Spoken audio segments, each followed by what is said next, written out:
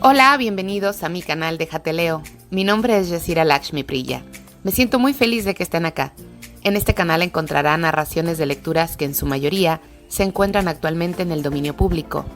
También estoy motivada en leer libros de nuevos autores, así que si escriben y desean dar a conocer sus letras, envíenme un email y permítanme narrarlas. Recuerden suscribirse al canal activando la campanita. De esta forma apoyan al crecimiento de este espacio y reciben notificación cuando subamos una nueva lectura. En este audio continuamos con el libro Ser Humano de Jiddu Krishnamurti. Pónganse cómodos y déjenles leo.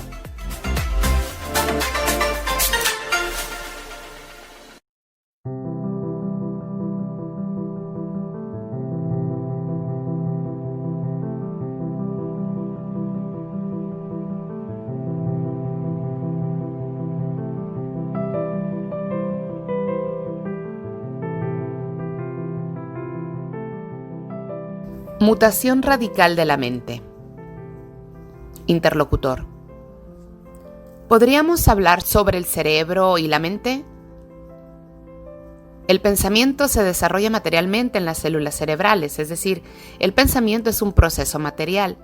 Si se detiene el pensamiento y existe percepción sin pensamiento, ¿qué sucede con el cerebro material? Usted parece decir que el lugar apropiado para la mente está fuera del cerebro, pero ¿dónde se realiza ese proceso de percepción pura si no es en alguna parte del cerebro? ¿Cómo es posible que ocurra esa mutación en las células cerebrales si la percepción pura no tiene conexión con el cerebro? Krishnamurti. ¿Han comprendido ustedes la pregunta? En primer lugar, el interlocutor dice que quisiera establecer una diferencia entre el cerebro y la mente. Después pregunta si la percepción se produce fuera del cerebro, lo que quiere decir que el pensamiento no es el proceso de la percepción. También pregunta que si la percepción se realiza fuera del cerebro, ¿cuál es el proceso del pensamiento y de la memoria? ¿Qué le sucede a las células cerebrales que están condicionadas por el pasado? Y si se producirá una mutación en las células cerebrales si la percepción es exterior. ¿Está esto claro? Bien. Empecemos con el cerebro y la mente. El cerebro es un elemento material, es un músculo, ¿no es cierto? Como el corazón. Las células cerebrales contienen todos los recuerdos. Por favor, no crean que soy un especialista del cerebro, tampoco he estudiado con expertos, pero he vivido mucho tiempo y he observado mucho.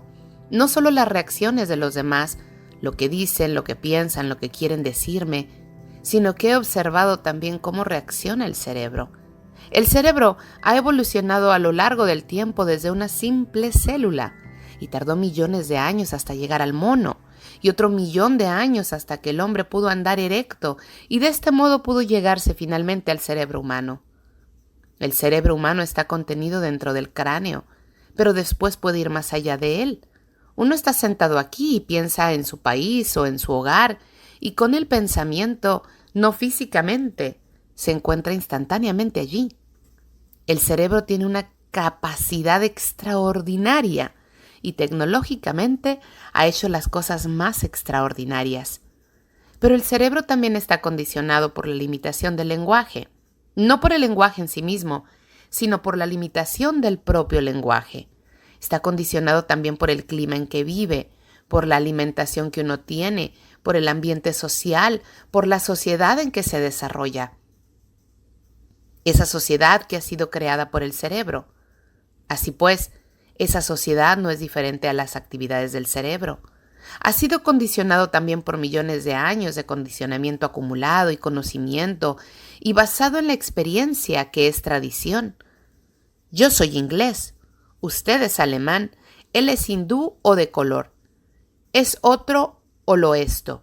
Existen todas esas divisiones nacionalistas que son divisiones tribales y no hay que olvidar el condicionamiento religioso. Por lo tanto, el cerebro se halla condicionado y al estar condicionado es limitado. El cerebro tiene una capacidad extraordinaria, limitada en el mundo tecnológico, con los ordenadores o computadoras y cosas por el estilo, pero es muy limitado con respecto a la psique.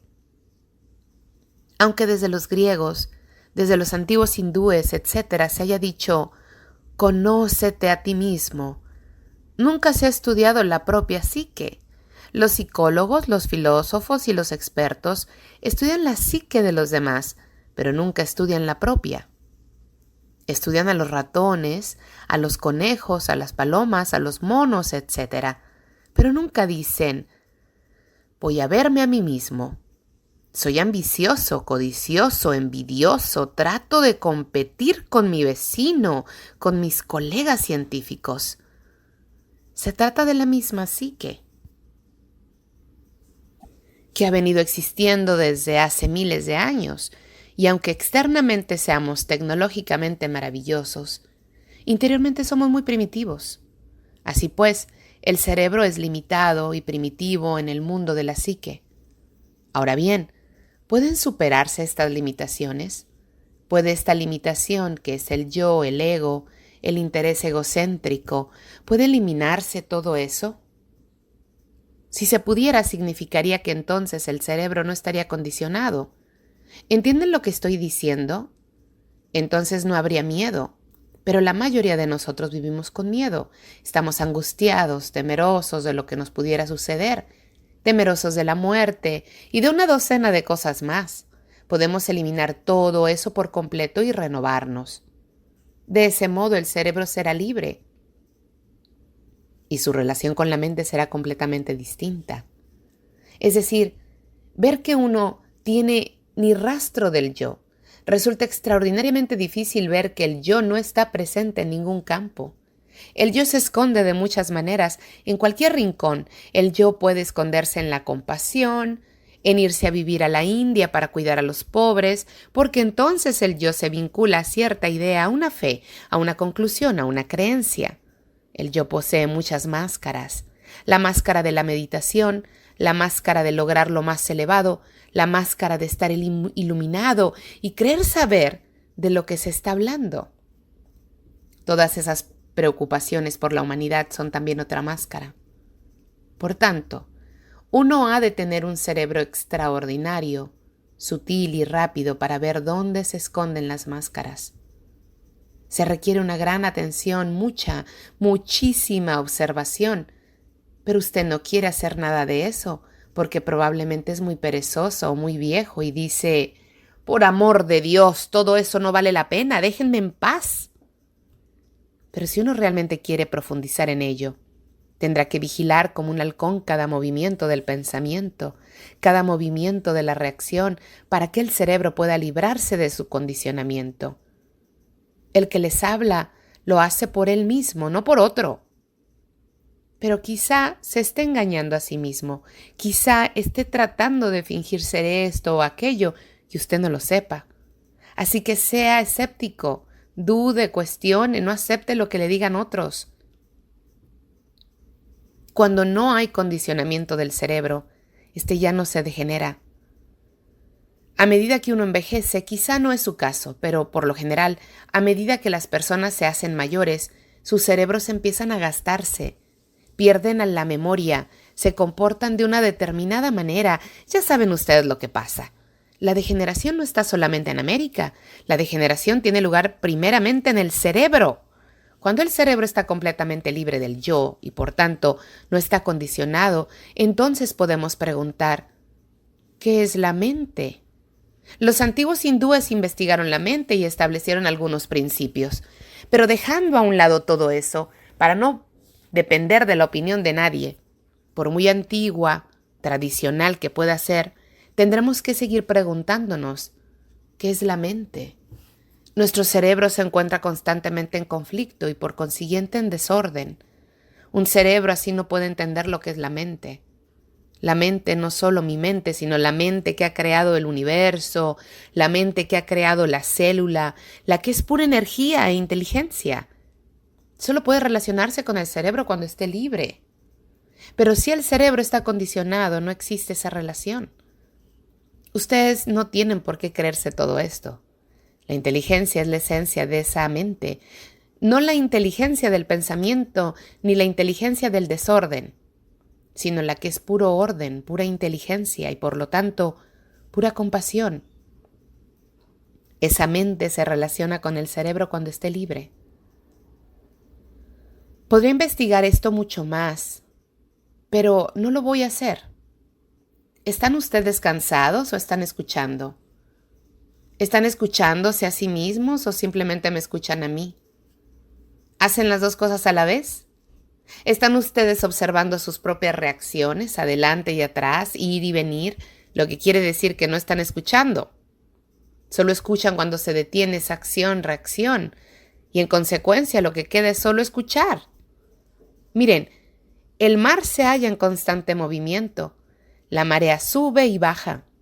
Esta es su acción, pues el ser humano es como ella. Hay acción y reacción. Esa reacción produce otra reacción, la cual produce una nueva reacción en mí, y así adelante y atrás y otra vez y una más.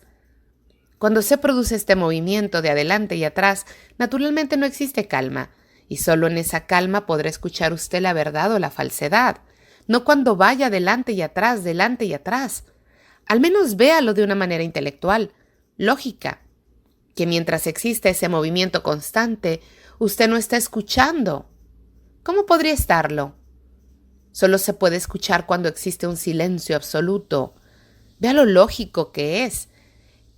¿Es posible detener este movimiento de adelante y atrás? Este que les habla dice que es posible cuando uno se ha estudiado a sí mismo, cuando ha penetrado dentro de sí mismo muy profundamente, cuando se comprende a sí mismo. Entonces puede decir que el movimiento se ha parado definitivamente. El interlocutor pregunta que al estar la mente fuera, no contenida en el cerebro, ¿cómo puede la percepción, que solo se produce cuando no existe actividad del pensamiento, generar una mutación en las células cerebrales, que son un proceso material? Mire, no lo compliquemos. En esto estriba una de nuestras dificultades. Nunca enfocamos de la manera más sencilla una cosa compleja. Esta es una cuestión muy compleja, pero hemos de empezar de la manera más sencilla, a comprender algo que es inmenso. Así que empecemos lo más sencillamente posible. Tradicionalmente, uno ha seguido toda su vida un determinado camino, ya sea religioso, económico, social, moral, etc., en una cierta dirección. Supongamos que he sido yo. Entonces usted viene y me dice: mire, el camino que está siguiendo no lleva a ninguna parte. Le ocasionará muchos más problemas, seguirán matándose unos a otros indefinidamente. Tendrá enormes dificultades económicas. Y usted me da razones lógicas, ejemplos, etc. Pero yo le digo: no, lo siento, esta es mi forma de hacer las cosas. Y continúo por ese camino. La mayoría de la gente lo hace así. El 99% sigue por ese camino, incluidos los gurúes, los filósofos, los nuevos iluminados. Regresa de nuevo y me dice: mire, ese es un camino peligroso, no vaya por ahí. Dé la vuelta y vaya en otra dirección completamente distinta. Y me convence. Me muestra la lógica, la razón, la cordura de lo que me dice, así que doy la vuelta y me voy en una dirección totalmente distinta. ¿Qué ha ocurrido? Durante toda mi vida he estado caminando en una dirección, usted viene y me dice: no vaya por ahí, es peligroso, no vaya a ninguna parte, tendrá más problemas, más enfermedades, más complicaciones, vaya en otra dirección, las cosas serán completamente diferentes. Y yo, con sensatez, acepto su lógica, sus palabras, y me encamino hacia otra dirección. ¿Qué le ha sucedido al cerebro? Obsérvelo sin complicaciones. Al ir en aquella dirección y de repente cambiar a la otra, las células cerebrales se han modificado. ¿Comprende? He roto la tradición. Es tan sencillo como eso. Pero la tradición es muy fuerte, tiene echadas sus raíces en mi existencia presente, y usted me está pidiendo que haga algo contra lo que me rebelo. Por lo tanto, no escucho. O quizá escucho para averiguar si lo que usted está diciendo es verdad o falso. Quiero saber la verdad del asunto, no lo que deseo o lo que me complace, sino saber la verdad y, como soy serio, presto atención con todo mi ser y veo que usted tiene toda la razón, he cambiado. En ese cambio hay una modificación de las células cerebrales. Es tan sencillo como eso.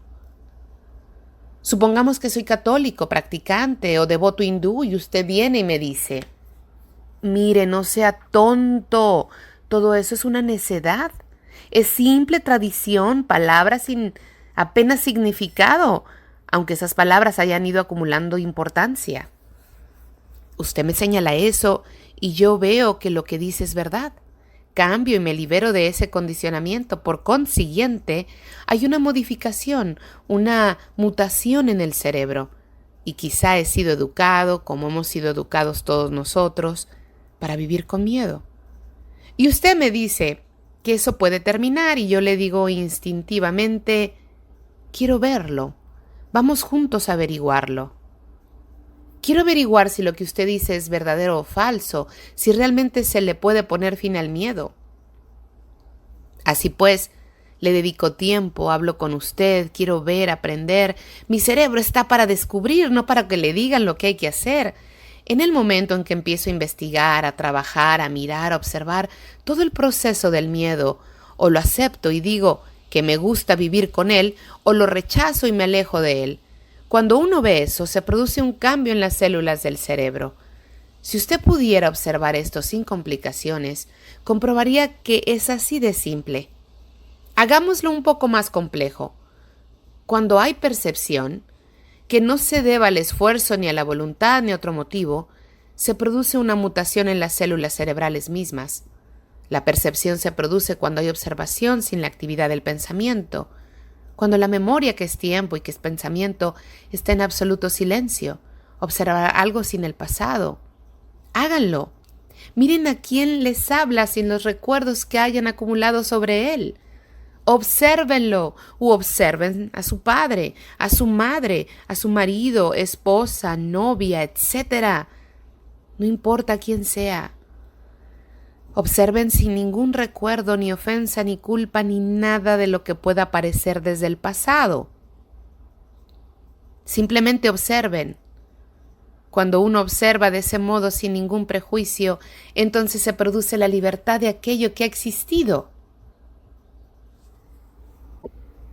La negación total es la esencia de lo positivo.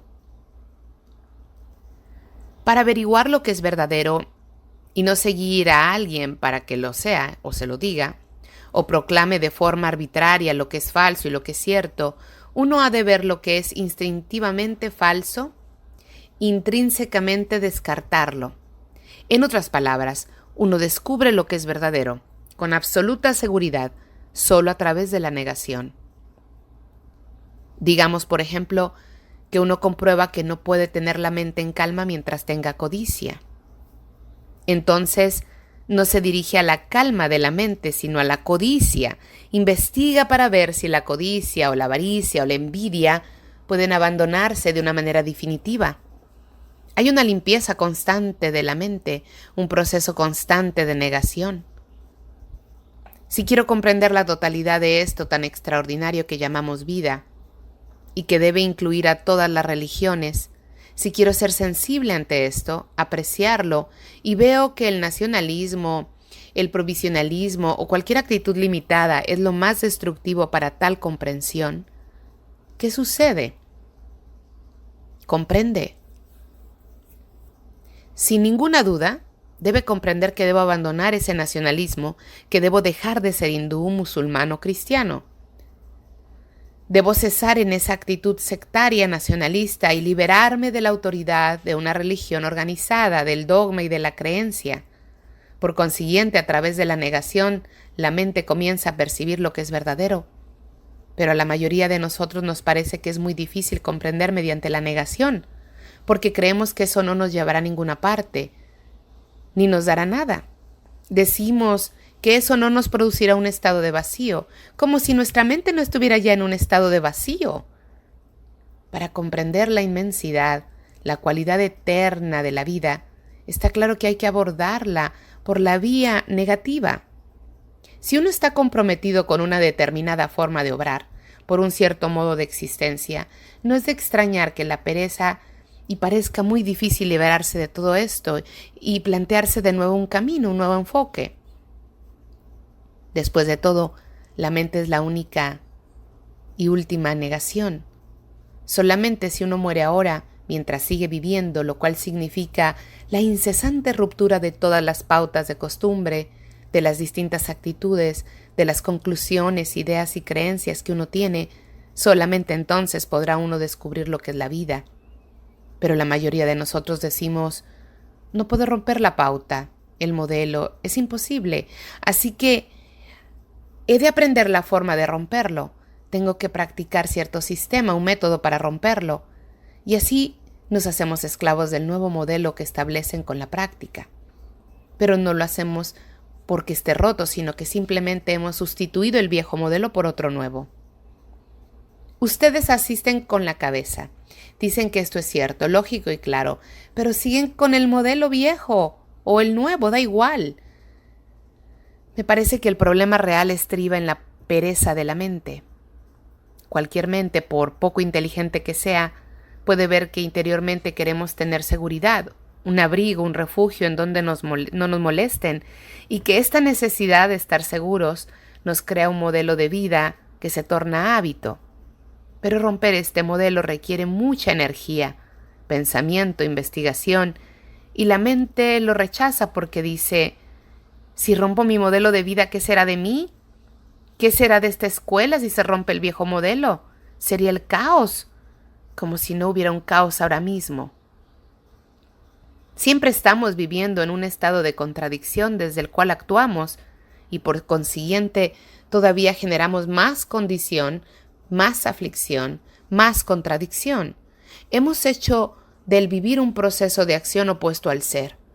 El hombre que es muy hábil, el que convence a los demás mediante el don de su palabrería o de su forma de vida, el que se viste con andrajos y exteriormente se convierte en santo, ese hombre interiormente puede estar actuando sumido en un estado de contradicción. Puede ser una entidad desastrosamente desgarrada, pero debido a que muestra una parafernalia externa propia de una vida santa, todos lo seguimos ciegamente. Mientras que si realmente profundizamos y comprendemos este problema de la contradicción, tanto dentro como fuera, entonces creo que no encontraremos una acción que se halle alejada de la vida, sino que es parte de nuestra existencia diaria. Tal acción no surge de una idea, sino del ser. Es la comprensión de la totalidad de la vida. No sé si ustedes habrán llegado alguna vez a preguntarse, ¿qué voy a hacer? Si es que se plantean esa pregunta, ¿no la contestan siempre de acuerdo con un modelo de pensamiento que ya tienen establecido? Ustedes nunca se atreven a preguntarse, ¿qué haré? Y ahí se detienen. Siempre dicen, se debe hacer esto, no se debe hacer aquello. Solo la mente inteligente, la mente despierta, la mente que ve la importancia de todo este proceso, es la que se pregunta, ¿qué haré? ¿Qué acción emprenderé? Sin tener una respuesta prefabricada. Al llegar a ese punto mediante la negación, esa mente empieza a comprender, a ser sensible con la totalidad del problema de la existencia. La división entre el pensador y el pensamiento, el observador y lo observado. Les ruego que atiendan un poquito al menos lo que sigue. Puede parecer complejo, pero no lo es si escuchan en silencio. Tenemos el observador y la cosa observada, y entre los dos hay una división, y esta división, esta pantallada intermedia, es la palabra, la imagen, la memoria, el espacio en el que tiene lugar todo conflicto. Ese espacio es el ego, el yo, que es la acumulación de palabras, de imágenes, de recuerdos de miles de días del pasado. Por consiguiente, no hay un contacto directo con lo que es. Ustedes pueden condenar lo que es, racionalizarlo, aceptarlo o justificarlo. Pero al ser todo ello una verbalización, no hay contacto directo. Por lo tanto, no hay comprensión y como consecuencia no hay solución de lo que es. También existe la envidia, es decir, cálculo comparativo, y uno que está condicionado para aceptarla. Hay quien es brillante, inteligente, tiene éxito, pero otros no. Desde la infancia se nos ha educado para medir y comparar. Así nace la envidia, pero uno la observa objetivamente como algo externo a uno mismo, cuando realmente el observador es esa envidia. No existe una división real entre el observador y el observado.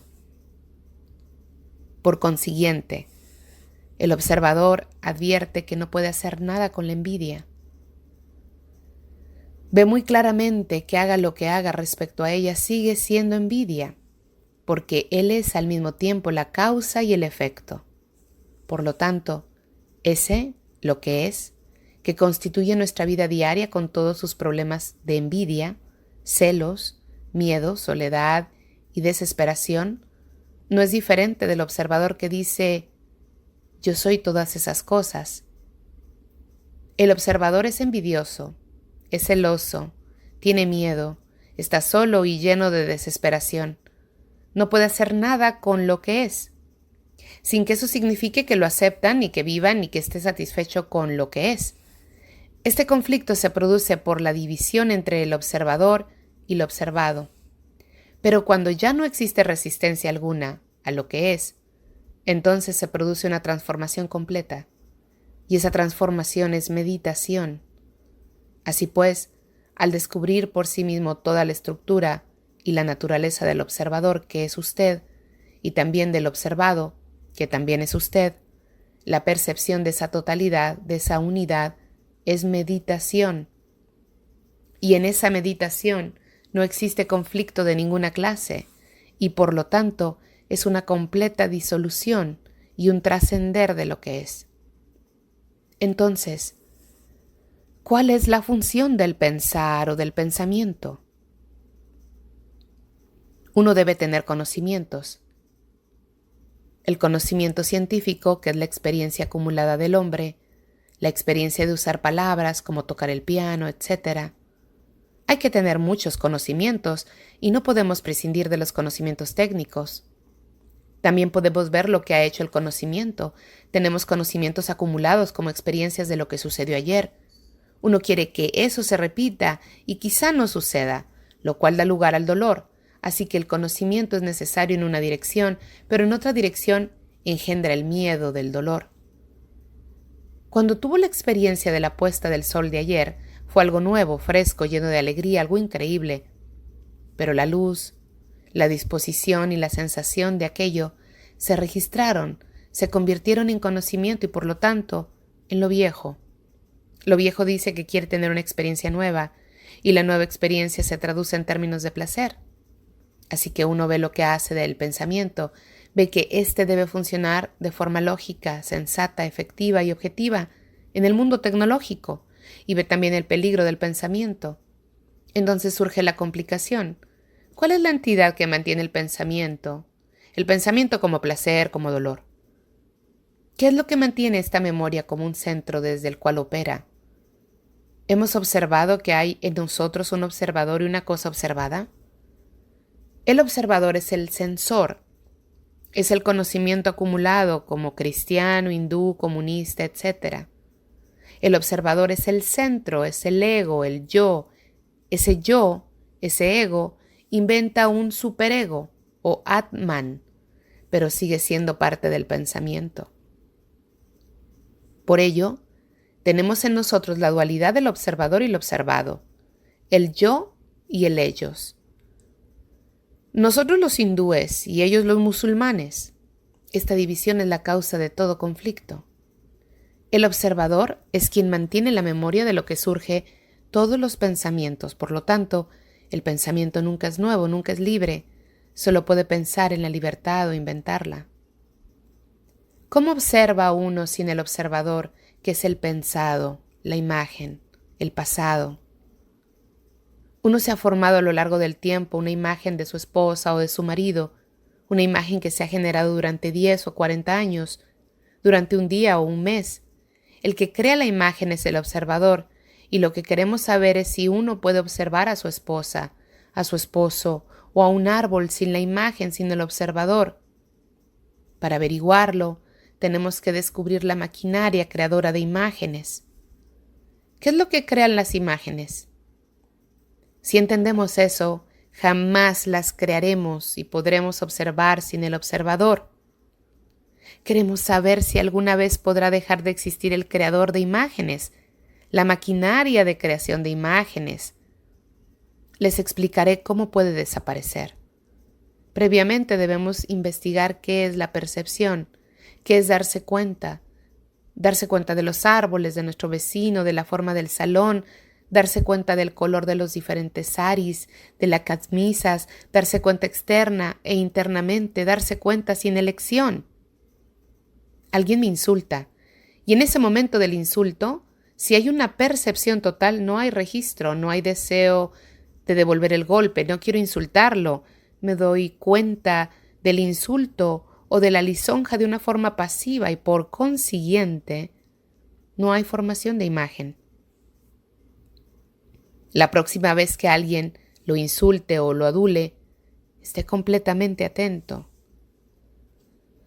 Entonces veremos que las viejas estructuras del cerebro se calman, no actúan de forma instantánea. No se produce el registro porque uno se halla plenamente atento. Compruébelo cuando salga la próxima vez, mire un árbol, obsérvelo, vea su belleza, la fortaleza de su tronco, la forma de las ramas, las delicadas hojas, la figura que tiene, sin la imagen, esa imagen que pertenece al conocimiento previo de que usted ya ha visto ese árbol. Entonces usted lo mira sin el observador, mira a su esposa o a su marido como si los estuviera viendo por primera vez, es decir, sin imagen. Esta forma de ver es auténtica relación, no la relación entre una imagen y otra imagen. Por eso, una mente que es capaz de observar con tanta agudeza es capaz de observar lo que es la verdad. Mire el cielo, mire ese árbol, mire la belleza de la luz, mire las nubes con sus formas, con su delicadeza. Si usted las mira sin ninguna imagen, ha entendido su propia vida. Pero usted se mira a sí mismo como un observador y mira su vida como algo que ha de ser observado. Hay una división entre el observador y el observado. Esta división es la esencia de todo conflicto, la esencia de toda lucha, dolor, miedo y desesperación. En donde haya una división entre los seres humanos, división de nacionalidades, división de religión, división social, siempre que exista una división tiene que haber conflicto. Tenemos a Pakistán por un lado y a la India por otro, luchando unos contra otros. Uno es brahman y el otro no lo es, y se produce el odio, la división. Ahora bien, esa división externa con todos sus conflictos es la misma que la división interna, como el observador y el observado. Una mente que está en conflicto nunca podrá comprender lo que es la verdad. Una mente en conflicto es una mente torturada, una mente deformada. ¿Cómo podrá ser libre para observar la belleza de la tierra, de un niño, de una hermosa mujer o de un hombre, o la belleza de la sensibilidad extraordinaria y de todo lo que eso significa? Ahora vamos a averiguar por nosotros mismos, no por quien les habla, si es posible poner fin a esta división entre el observador y el observado. ¿Comprenden todo esto? Atiendan, por favor. Esto es importante si realmente quieren avanzar. Uno tiene que profundizar en la cuestión de lo que es el amor, de lo que es la muerte, de lo que es la belleza de la verdad, de lo que es la meditación y de lo que es una mente que está en completa calma. Y para comprender todo eso, uno ha de comenzar por ponerle fin al conflicto, el cual existe siempre que haya observador y observado. El tema siguiente sería, ¿qué es este observador? El observador que se ha separado del observado. Vemos que cuando estamos enojados, en el momento del enojo no hay observador. En el momento en que se experimenta algo no hay observador. Cuando uno mira una puesta de sol, esa puesta de sol es algo inmenso. Cuando uno la mira, No hay un observador que diga que está viendo la puesta del sol. Un segundo más tarde aparece el observador.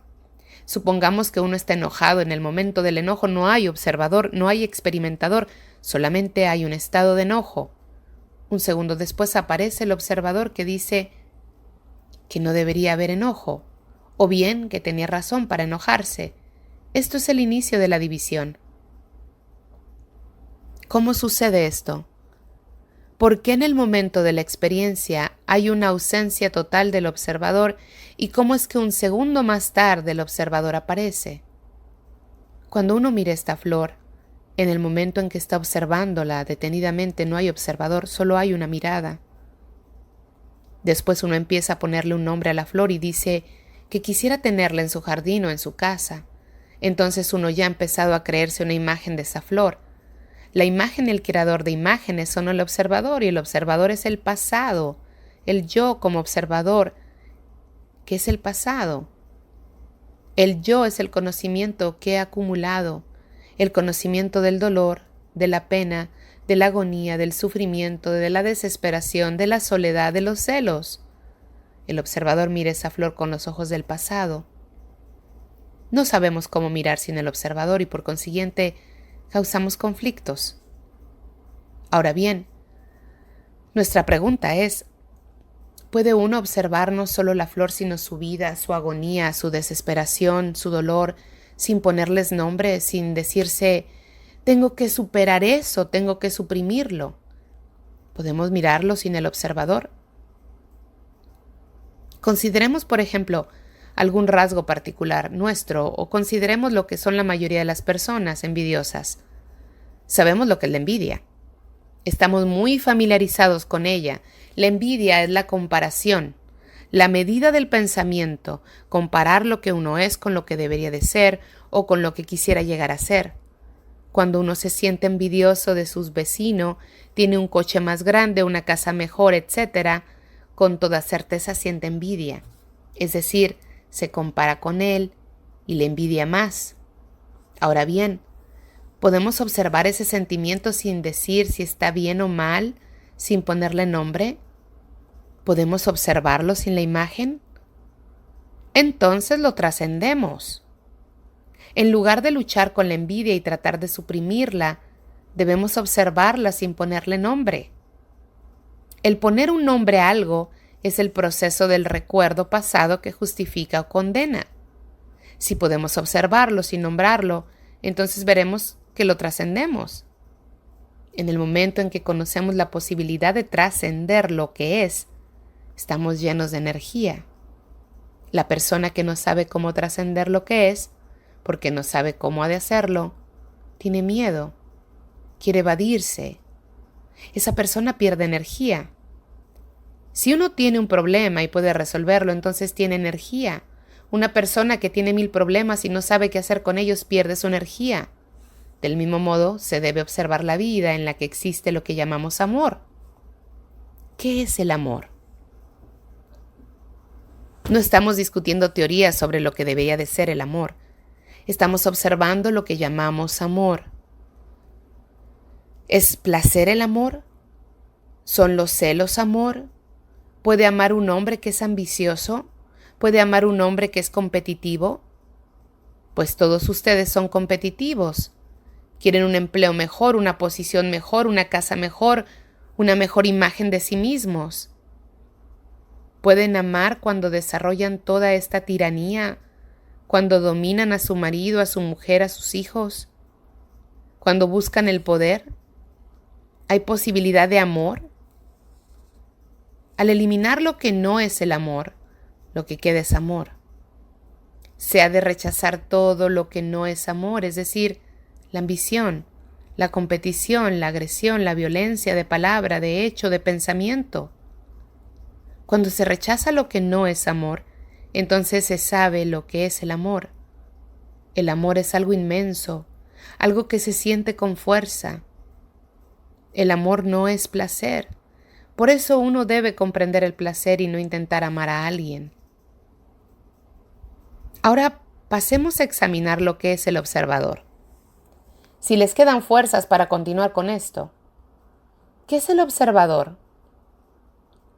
No hay duda que el observador es el pasado.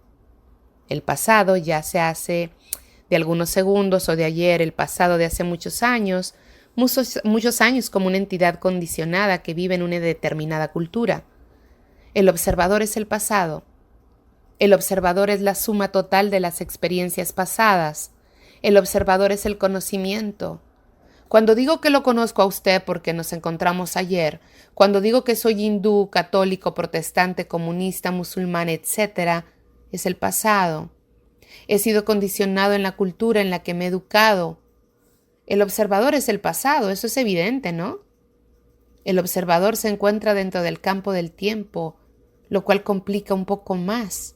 El observador es el pasado que a través del presente modifica el futuro, y el futuro sigue siendo el observador. Como dice Cerezo, ha proyectado eso desde el conocimiento pasado, ya sea placer, dolor, sufrimiento, deleite, miedo, etc.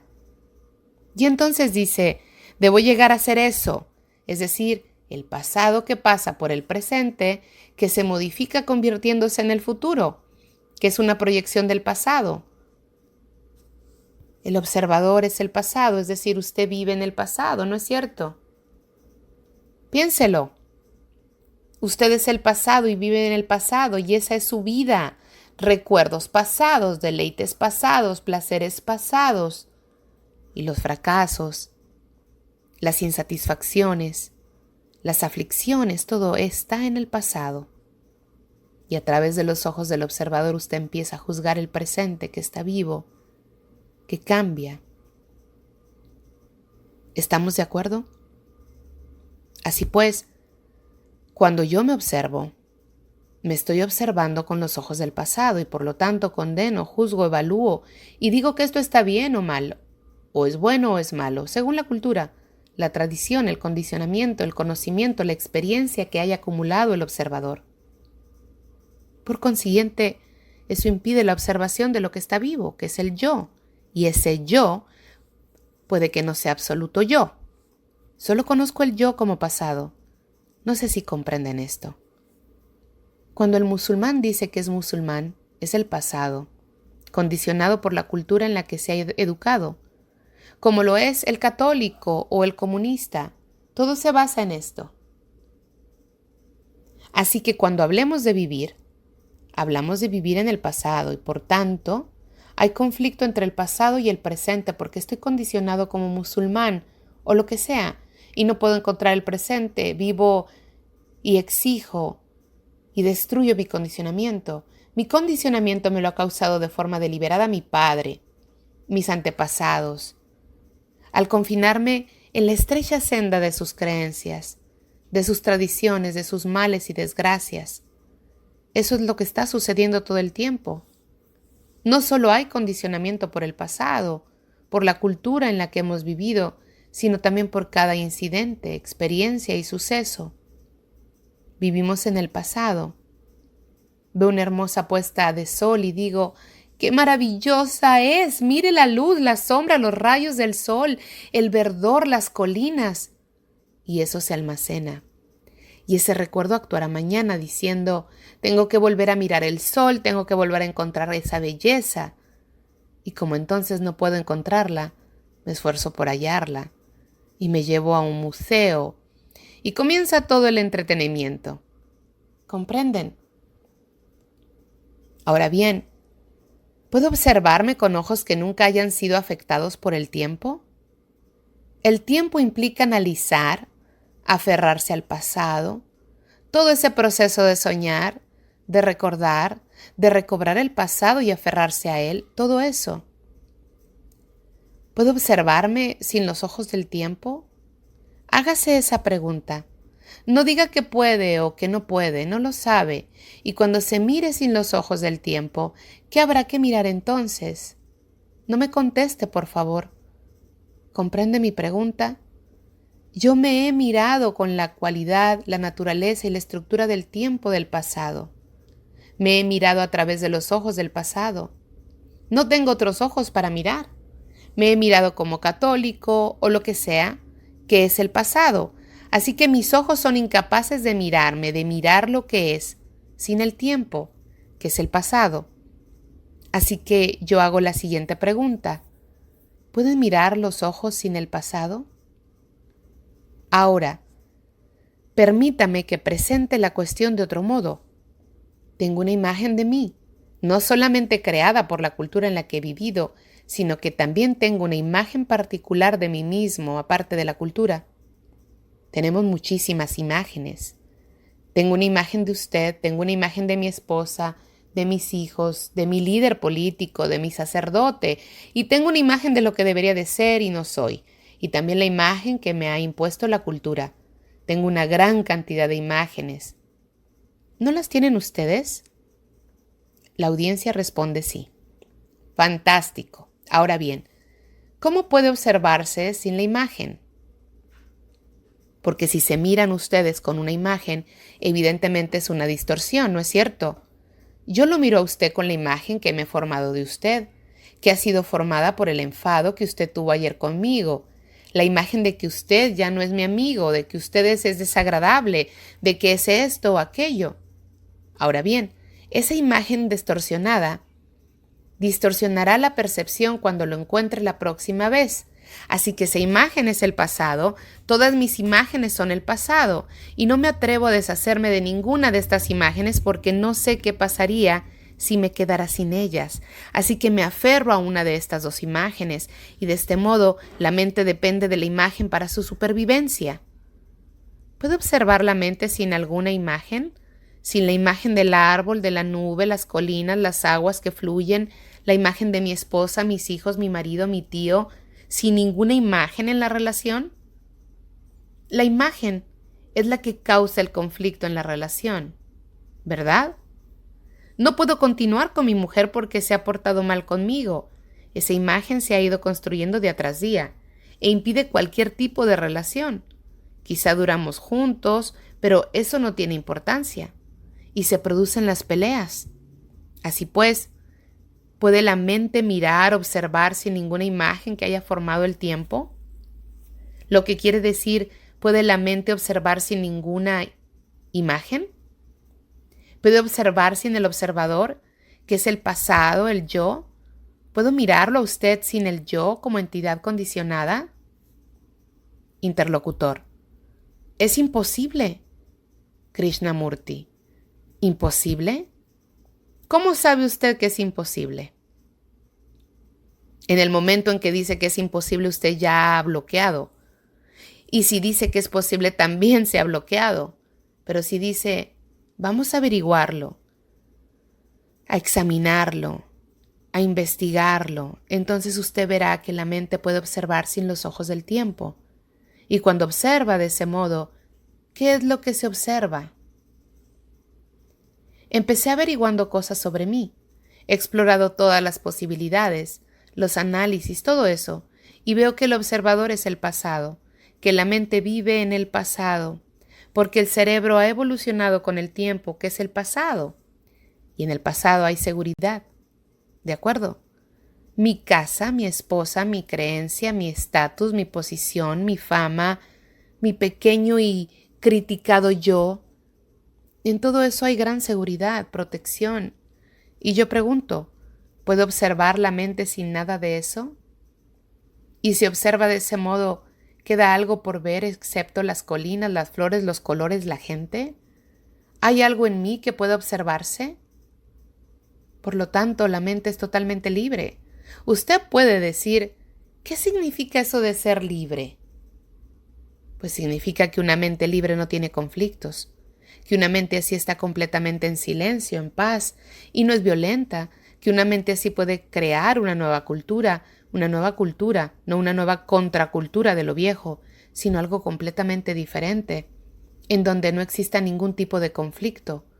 Uno ha descubierto, no como teoría, no como una afirmación verbal, sino como un hecho real dentro de uno, que la mente puede observar de una forma total, o sea, sin los ojos del pasado, y que en consecuencia la mente es algo completamente diferente.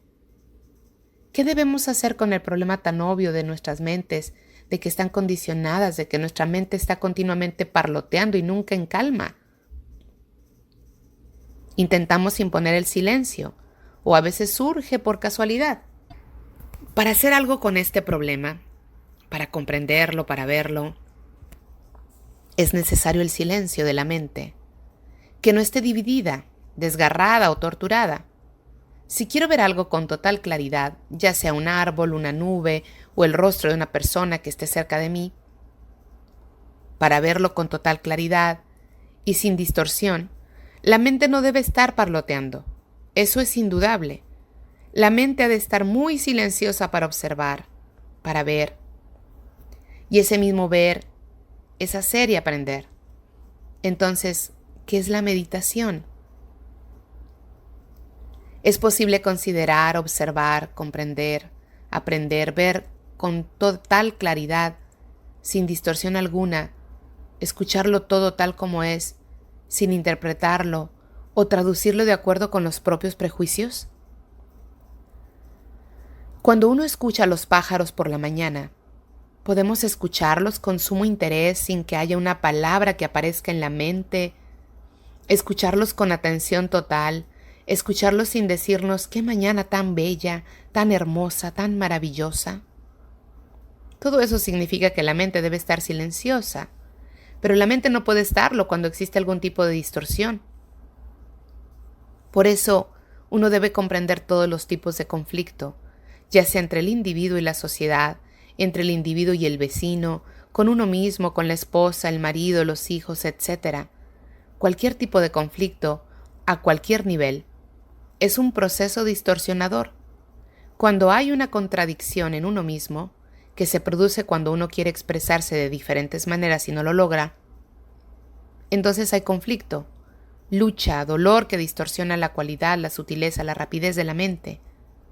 La meditación es la comprensión de la naturaleza de la vida con su actividad dual, con su conflicto, ver su auténtica importancia y veracidad, de modo que la mente, aunque haya estado condicionada durante miles de años, viviendo en conflicto, en lucha, en batalla, se vuelva clara, sin distorsión. La mente ve que la distorsión es inevitable cuando sigue una ideología o tiene una idea de lo que debería de ser como opuesto a lo que es, ya que de aquí nace una dualidad, un conflicto, una contradicción, y como consecuencia una mente que está torturada, trastornada. Solo hay una cosa, lo que es, nada más. El estar interesado de una manera total por lo que es, elimina toda forma de dualidad, y entonces no habrá conflicto ni mente torturada. Así pues, la meditación es una mente que ve realmente lo que es, sin interpretarlo, sin desear que no existiese ni aceptarlo. La mente solo puede hacer esto cuando el observador deja de existir. Por favor, es importante entender esto. La mayoría de nosotros tenemos miedo. Tenemos miedo y el que desea liberarse del miedo es el observador. El observador es la entidad que reconoce un nuevo miedo y lo interpreta en función de los viejos miedos conocidos y almacenados desde el pasado, de los cuales se ha evadido. Por lo tanto, en la medida que haya un observador y una cosa observada, tiene que haber dualidad y el consiguiente conflicto y la mente distorsionada. Este es uno de los estados más complicados. Es algo que es necesario que comprendamos. Mientras haya un observador, tiene que haber un conflicto de dualidad. Es posible ir más allá del observador, ese observador que es la acumulación total del pasado, el yo, el ego, el pensamiento que surge de este pasado acumulado. Este que les habla confía en que, mientras les expone esto, estén escuchando y observando con suma atención, a fin de ver si es posible eliminar todo conflicto, de manera que la mente pueda encontrarse definitivamente en paz, no satisfecha, pues la satisfacción solo surge cuando hay insatisfacción, la cual sigue siendo parte del proceso de la dualidad. Solo cuando no hay observador, sino solamente observación y por lo tanto no existe conflicto, puede haber completa paz.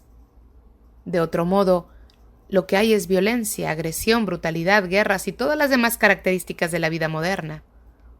Así pues, la meditación es la comprensión del pensamiento y del descubrimiento por uno mismo de si se pueden poner fin a este pensamiento. Solo entonces, cuando la mente esté en silencio, podrá ver en realidad lo que es, sin ninguna deformación, hipocresía o ilusión.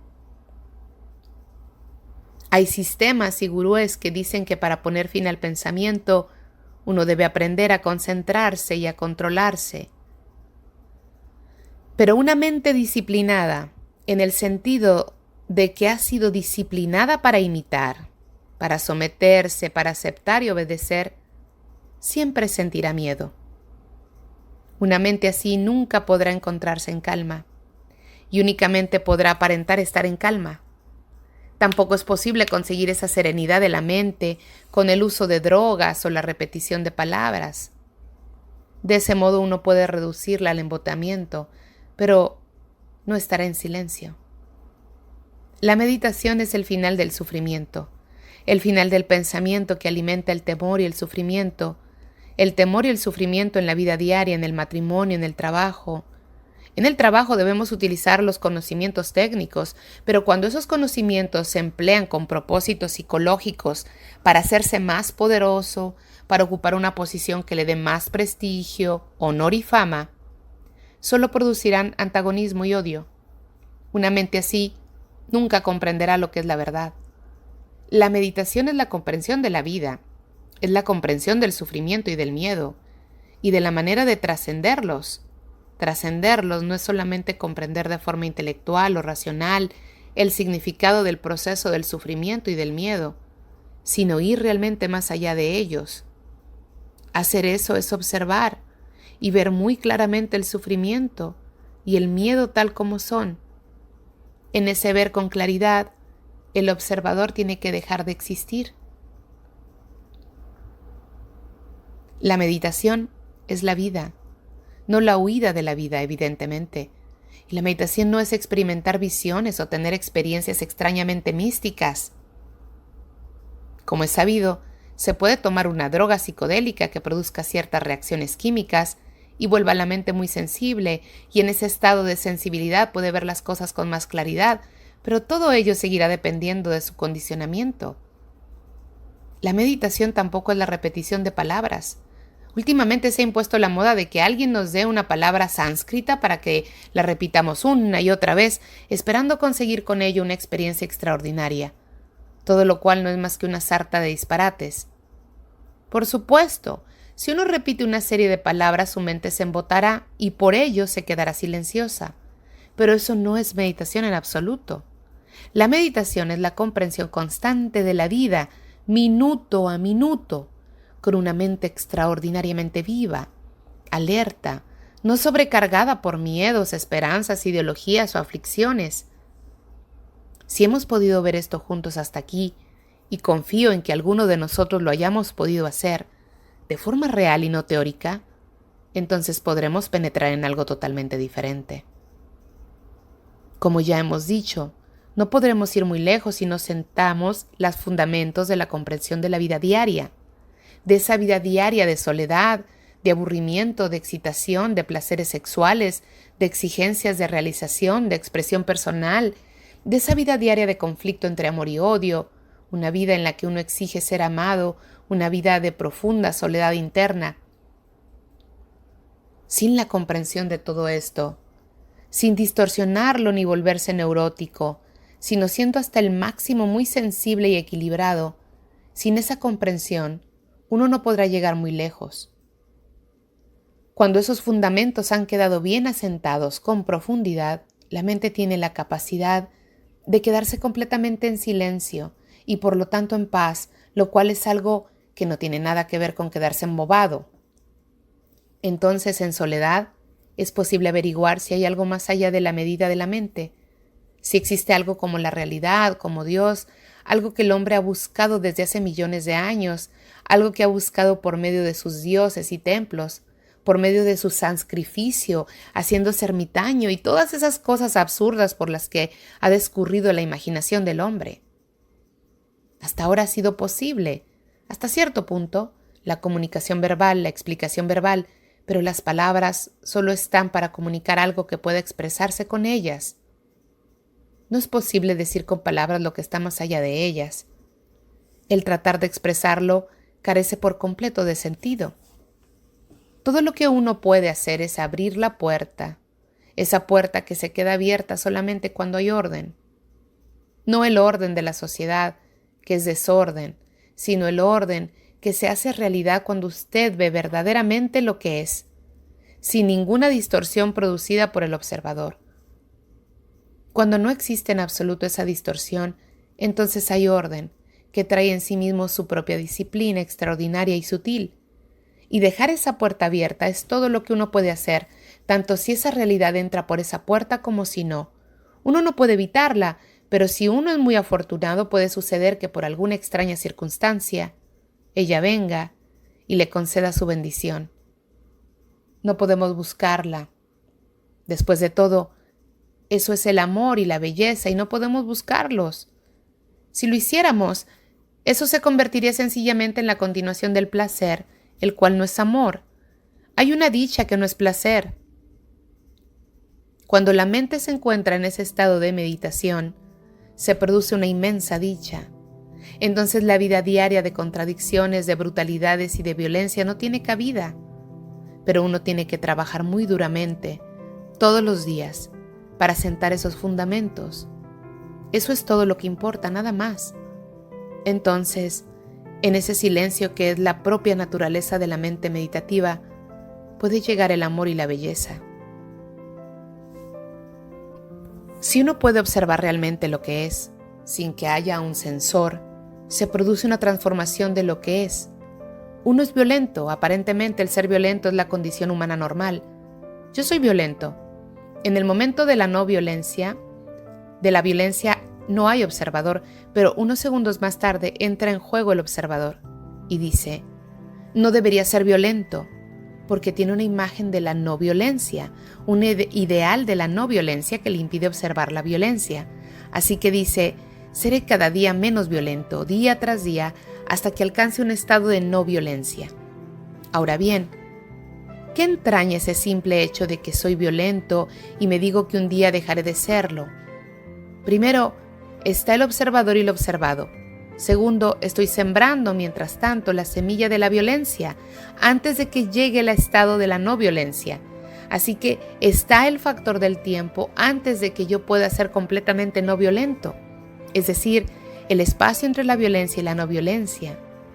Observemos ahí lo que es. ¿Cómo observa uno lo que es? Lo hace con la mente condicionada diciendo, no debo ser violento, con la imagen que uno tiene sobre la violencia? ¿O hay una observación sin palabras, sin imágenes? Observar sin imágenes requiere una tremenda energía que se desperdicia al suprimir la violencia, al transformarla o al buscar un ideal de no violencia. Todo eso es un derroche de energía.